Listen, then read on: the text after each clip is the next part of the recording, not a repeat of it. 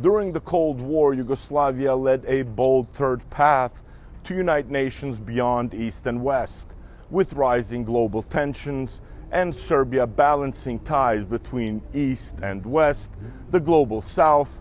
Katarina Petrovic reports from Belgrade on Tito's legacy and the non-aligned movement.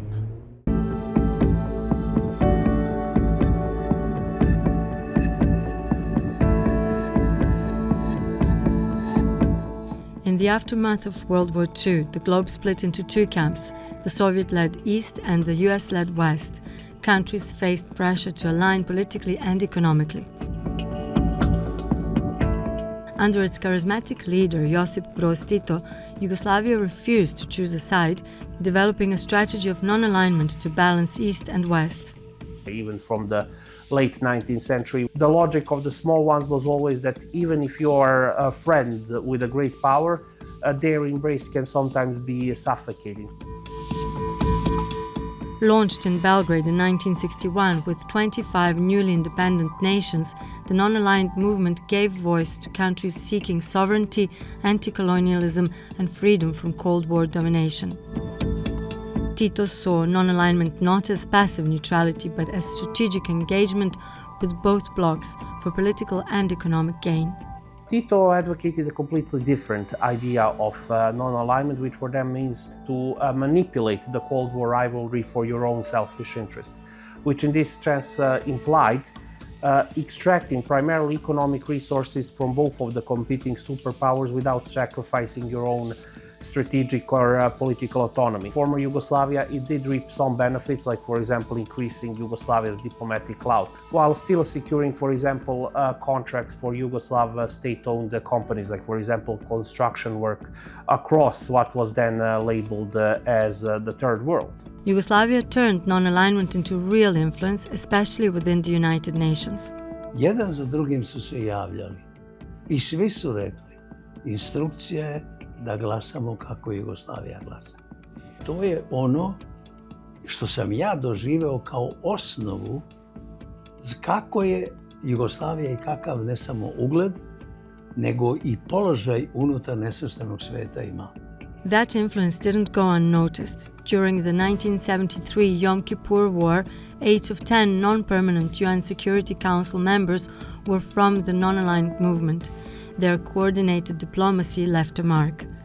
Branko Branković, who served as Yugoslavia's ambassador to the United Nations during this period, recalls how the West reacted to the bloc's strength. Kad se to sve završilo, na jednom od internih skupova zapadnih zemalja doneli su zaključak da ne smeju nikada više da dozvole da toliki broj nesvrstanih zemalja bude u isto vreme u članstvu Ujedinjenih nacija.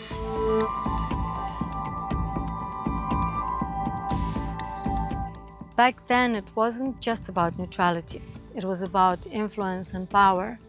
Yugoslavia turned non-alignment into a global diplomatic idea, giving smaller countries a voice between superpowers.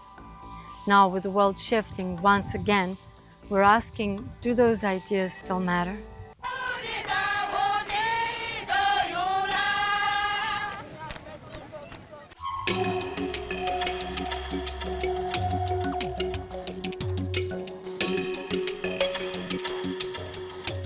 Yugoslavia earned deep trust across the developing world.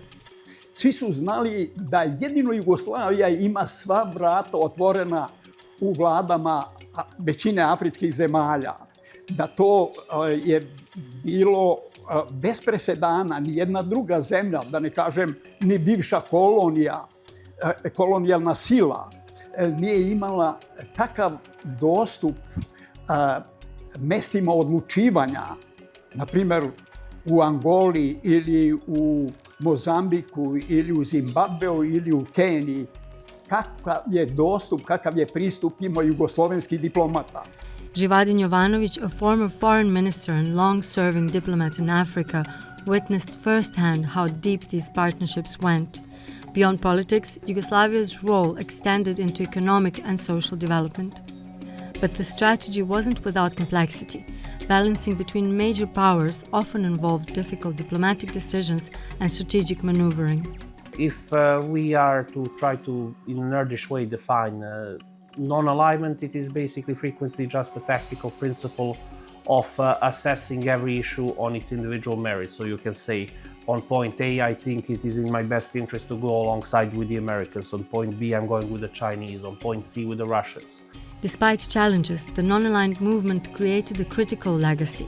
It helped shape international norms and significantly contributed to global stability and peace. Međunarodno pravo koje je posle nastalo, jer međunarodno pravo je sve moguće konvencije iz svih oblasti crpele su osnovu iz Povelje Ujedinjenih nacija. To je, ja mislim, veliki doprinos nesvrstanih zemalja. Mi 80 godina nemamo svetskog rata, a to je isključivo doprinos Ujedinjenih nacija, koje su, gde god se koja kriza kad pojavila, tražili su dogovore, razgovore u okviru i under the auspices, što bi se reklo, Ujedinjenih nacija.